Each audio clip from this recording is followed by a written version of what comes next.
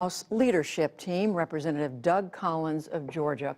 Congressman Collins, welcome back to the NewsHour. I think you just heard Leon Panetta say the president, it's one thing to be worried about the border, but what the president needs to be more concerned about is the country overall, the American people overall, and the welfare of this country.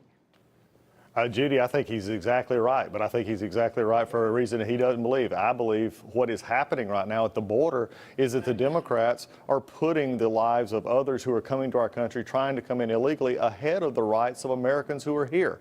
I believe the president is putting Americans first. I believe he is putting our citizenry first. And we do need to have a balanced approach. No one on the Hill, and myself and many others, and including the president, has said that the border wall or security measures are the only thing that we need. There are humanitarian assistance. There's issues of health and safety. There are issues in our laws right now that are giving, frankly, a perverse incentive for people to come across the border or to make those long, dangerous trips up here. But I think he does have it right in one respect. The president is looking out for the American people, and at the alternate time, when the Democrats will not come to the table, they're telling the American people we prefer to be on the side of those trying to break in illegally to the country and not the American citizens. I don't think Democrats certainly would not agree with that. But Congressman Collins, let me ask you about what you just said about the president's emphasis. In every conversation, he's bringing up a wall, a physical border. You just described a number of other things that it appears the parties could come to some sort of agreement on. Why does the wall itself have to be resolved before federal workers are relieved of what's going on right now? This situation where they're not getting paid and enduring hardships. Well, at this point in time, I think the president has made it clear, and I think the reason the wall is because it's not been addressed. Now, it's been interesting that Democrats addressed it in the past, and they addressed it in building a lot more wall and addressed it in funding it, and even going back many years and saying we want border security. The question is I agree, border security has got to take place, because what has happened so many times in the past is we say we're going to secure the border, we say we're either going to put fencing up or do the technologies and things that we need to do, but yet at the end of the time, we end up not doing those things, and we take in the past we gave amnesty away, we gave pathways for people to stay, and we've not addressed that. There has to be a twofold approach here, Judy. There has to be a security piece and the piece that we actually look at to fix it. But in the meantime, as we just again heard from Leon Panetta and we've heard it from others, the Americans, those who work for the federal government, are being punished because of this unwillingness to bend at the highest levels of the leadership of our country.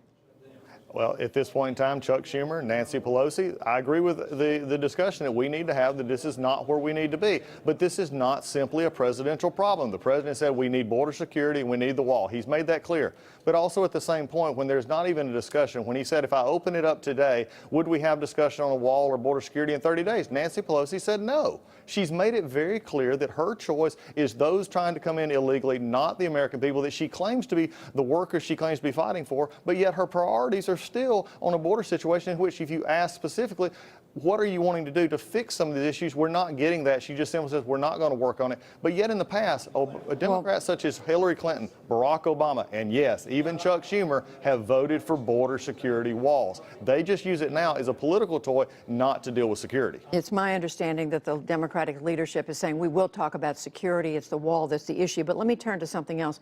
The majority in the House, which is now Democrats, have started today to pass bills to open up individual departments of agencies of government, the IRS, the Treasury, and others. And 8 Republicans have now so far voted with the Democrats. Are you concerned there are cracks in the Republican support for your side of this argument? No, if you look back over our voting history, Judy, if you look at almost any votes, when we're in the majority, we typically have 5 to 6 or 7 Republicans vote no. We just are not always lockstep. That is not a significant number. The vast majority, overwhelming majority of Republicans are focused on a plan to say we will deal with this as a package, because what the Democrats want to do is take away the incentive to get this thing solved. And if all you're focusing on is opening the government, making it painless, then they can keep kicking the can of border security down the line. We're standing with the president on this. We want to see a deal. We want to work it out. But even Democrats that I talked to on the floor tonight are wanting to find, and the question that came from many of them to me was, how can we get out of this? They understand that it is both, not just a single issue, and we've got to work on that. Just finally, Congressman Collins, the statistics, the numbers the president continues to cite It's clear that some of those are just either flat out wrong or greatly exaggerated. For example, talking about the spike in illegal drugs coming across the border, those are apparently most or all of them are coming through legal ports of entry, something a wall would not address. Talking about the security crisis at the border, so much of this has to do with people seeking asylum, seeking legal asylum, but the U.S. not having the capacity to deal with that. Again, not something a wall could address. So how do you get at the core just flat out disagreement over what's true here? Well, what is true is we have over 300,000 people coming across that are detained at our border. I don't think anybody would argue that's not a large number. What is true is that 50 people a day are being referred to medical care coming across the border. They're coming across sick. They're coming across because they're willing to take lives into their hands to do this. And really, it's because of really three areas. There's the Flores we could fix on this, Judy. I think the Flores decision, which encourages families to come across, and the decision says that we can only detain them for 20 days while we determine their status. What happens is they're let go, they go out into the country, and their decision is decided many years later. We could also look at asylum issues. Credible fear claims, when they do get to that border and they want to claim asylum, 90% are admitted on credible fear, but after it's adjudicated, less than 20% are actually allowed to stay because the fear standard doesn't make. But my point is, very quickly, that wouldn't be resolved by a wall.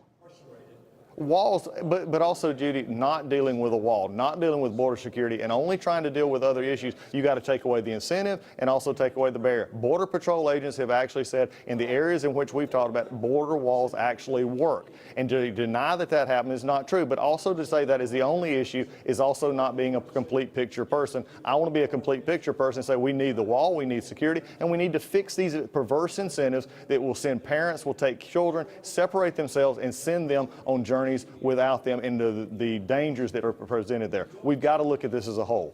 Congressman Doug Collins from the House leadership, Republican.